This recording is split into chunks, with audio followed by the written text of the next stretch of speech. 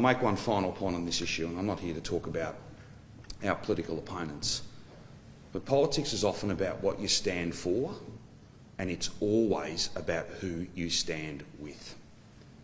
And there have been some podiums shared, some comfort given.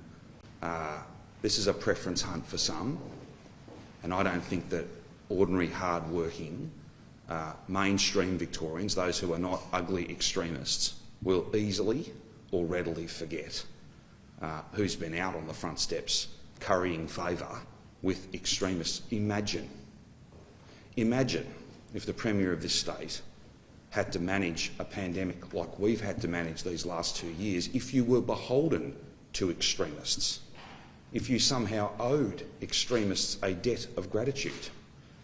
That is ugly, that is scary, but it's not reflective of what the vast, more than 9 in 10 Victorians have done an amazing thing. And what saddens me is not these threats. What saddens me is that the focus might, even for one moment, be taken away from them. They've earned our gratitude. They've certainly got mine.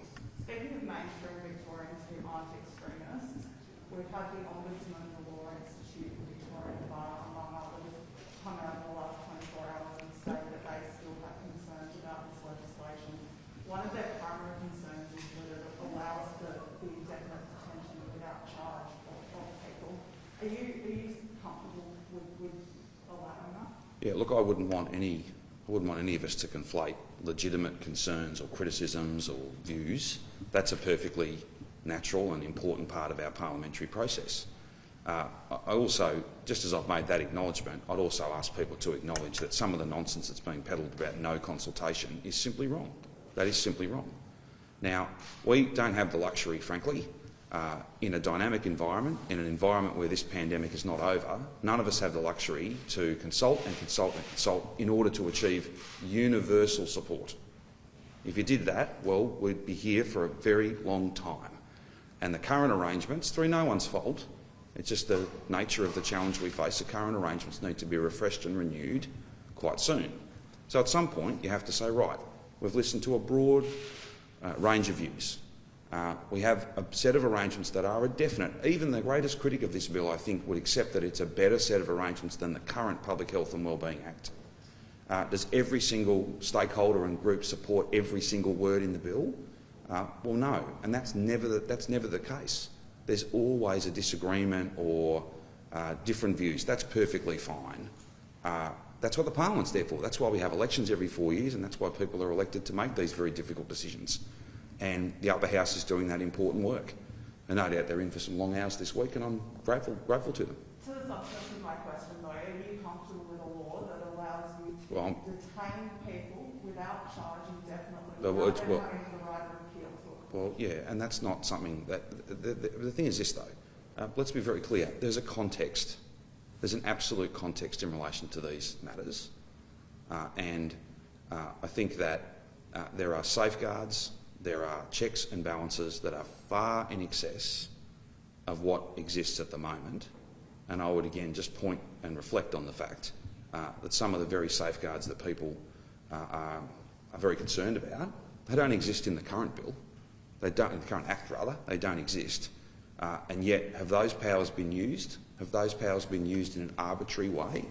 Like, in order for a criticism to have some greater strength, I think you'd need to point to some examples where people had abused such a power, where something had moved from being conceptual or a potential, a possibility, however faint, into actual practice.